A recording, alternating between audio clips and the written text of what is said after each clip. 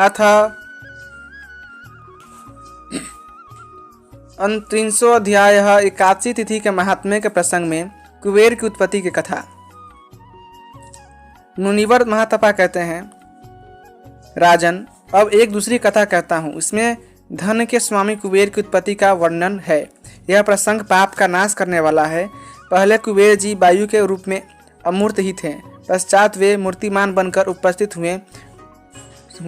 परम ब्रह्म परमात्मा का जो शरीर है उसी के अंतर्गत वह वायु में विराजता था। आवश्यकता के अनुसार वह क्षेत्र देवता बनकर बाहर निकला। उसकी उत्पत्ति की कथा मैं तुम्हें संक्षेप में बता चुका हूँ। महाभाग, तुम बड़े पवित्र आत्मा पुरुष हो, अतः वही प्रसंग पुनः कुछ विस्तार से कहता हूँ, सुनो। एक समय की बात है, ब्रह्मा जी के मन में सृष्टि रचने की इच्छा हुई। तब उनके मुख से वायु निकला। वह बड़े वेग से स्थूल बनकर वह चला और उससे धूल की प्रचंड वर्षा होने लगी। फिर ब्रह्मा जी ने उसे रोका और साथ ही कहा, वायु, तुम शरीर धारण करो और शांत हो जाओ। उनके ऐसा कहने पर वायु मूर्तिमान बनकर कुबेर के रूप में उनके सामने उपस्थित हुए। तब ब्रह्मा जी ने कहा, संपूर्ण देवताओं के पास जो धन है वह केवल फल मात्र है। उन सबकी रक्षा का भार तुम्हारे ऊपर है। इस रक्षा कार्य के कारण जगत में धनपति नाम से तुम्हारी प्रसिद्धि होगी। फिर अत्यंत संतुष्ट होकर ब्रह्मा जी ने उन्हें एकादशी का अधिष्ठाता बना दिया। राजन, इस तिथि के अवसर पर जो व्यक्ति बिना अग्नि में पकाए हुए स्वयं पके हुए फल आदि के आहार पर रहकर नियम के साथ व्रत करता रहता है, उस पर कुबेर अत्यंत प्रसन्न होते हैं और वे उसकी सारी कामनाएं पूर्ण कर देते हैं।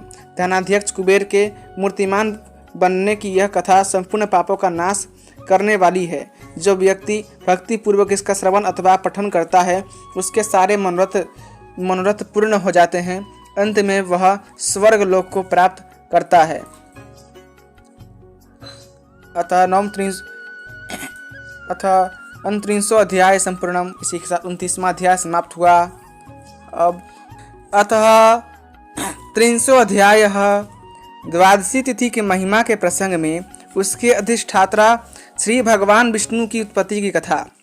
मुनिवर महातपा कहते हैं, हे राजन, यह जो मनु का नाम और मनुत्व मंत्र पढ़ा जाता है तथा उसमें जो मंत्र शक्ति है वह चाहे वैदिक या तांत्रिक कुछ भी हो, प्रयोजन बस स्वरूपतः मूर्तिमान विष्णु ही है। हे राजन, भगवान नारायण सर्वश्रेष्ठ परम पुरुष हैं। उन परम प्रभु के मन में सृष्टि विषयक संकल्प उत्पन्न हुआ। उन्होंने सोचा, मैंने जगत की रचना तो कर दी, फिर पालन भी तो मुझे ही करना है। यह सारा कर्म प्रपंच है।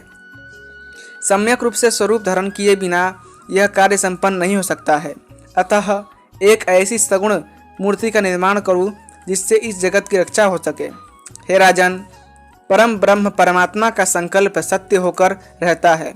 वे प्रभु इस प्रकार विचार कर ही रहे थे कि इतने में एक प्राक्तनी विशिष्ट रूप धारणी सृष्टि उनके सामने प्रकट हो गई। इसमें स्वयं पुराण पुरुष भगवान नारायण ही प्रकट हो गए और उन्होंने लोकत्रय को अपने वैष्णव शरीर में प्रविष्ट होते देखा। फिर वह प्रभु के शरीर से बाहर आया। उस अवसर पर उन्होंने अपने प्राचीन वरदान की बात याद आई जो भगवान ने संतुष्ट होकर वाणी आदि को दिया था। यह बहुत पुराना प्रसंग है।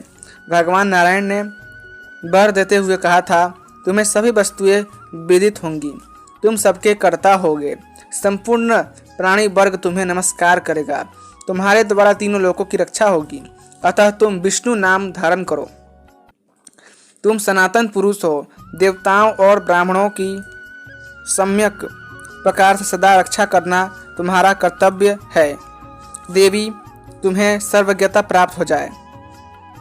हे देव, तुम्हें सर्वज्ञता प्राप्त हो जाए, इसमें कोई अन्यथा विचार नहीं है। इस प्रकार वर देकर भगवान नारायण अपने प्राकृत रूप में स्थित हो गए। फिर अब विष्णु को भी पहले की बात ध्यान में आ गई। सोचा, अरे मैं तो वही शक्ति संपन्न पुरुष हूँ। तब उन महान तपस्वी प्रभु ने ऐश्वर्य के प्रभाव से योग निद्रा का स्मरण किया। वे देवी आ गए। स्त्री पुरुष के संयोग से उत्पन्न होने वाली प्रजाओं का भार उन पर सौंप दिया। मैं उन परम प्रभु भगवान नारायण का ही तो रूप हूँ। ऐसा विचार कर वे फिर सो गए। सो जाने पर उनकी नाभि से एक बड़ा सा कमल निकला। 7 द्वीपों वाली पृथ्वी, समुद्र और वन, ये सब के सब उस कमल पर विराजमान थे। उस कमल के रूप का विस्तार आकाश से पाताल तक फैला था। उसकी कर्णिका पर सुमेरु पर्वत सुशोभित हो रहा था। सबके बीच में ब्रह्मा जी थे। अपने ऐसे बैराज रूप को प्रत्यक्ष देखकर परम पुरुष परमात्मा को बड़ा हर्ष हुआ। फिर उनके भीतर जो पवन देव थे, उन्होंने व्यवहार के लिए वायु का सृजन किया। साथ ही कहा, तुम अज्ञान पर विजय करने वाले ज्ञान स्वरूप इस शंख का रूप धारण करो। फिर श्रीहरि से कहा, अज्ञान का नाश करने के लिए तुम्हारे हाथ में यह तलवार सदा शोभा पाती रहे। हे अच्युत, भयंकर काल चक्र को काटने के लिए यह चक्र धारण कर लो। हे केशव, पाप राशि नष्ट हो जाए, एत तदर्थ यह गदा धारण करना आवश्यक है। समस्त भूतों को उत्पन्न करने वाली यह वैजयंती माला तुम्हारे कंठ में सदा सुशोभित होती रहे।